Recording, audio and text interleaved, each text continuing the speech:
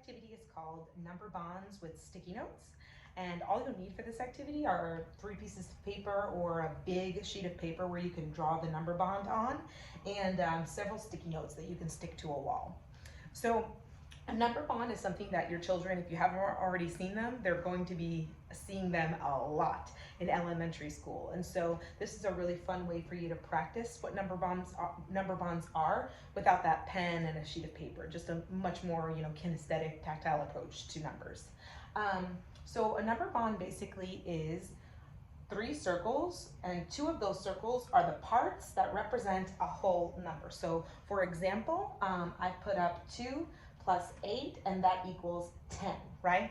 So the way that we would do this activity with our students is we would go ahead and select a number, and I've written my numbers 0 through 10, but feel free to use higher numbers depending upon your child's math level and skill.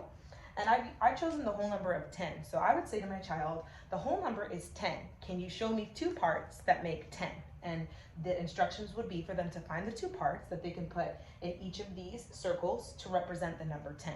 So for example, we could do 8 and 2 represent 10. And I could challenge my child and say, can you find another 2 pairs of numbers that represent the number 10? And they would go ahead and look through here, and they might find 4 and 6, and they could say 4 plus 6 equals 10, right? So there's lots of different ways that you could approach it, but the goal is for kids to just be able to practice making number pairs to create whole numbers using the number bond format. So again, it's just a different approach to some of the work that your students will be seeing throughout the whole school year. It's a foundational skill that they need to have mastered by the 3rd grade at least. So it's just a fun way to practice it. And so I hope you guys can utilize this at home, and I hope you're all staying well, and we'll see you soon.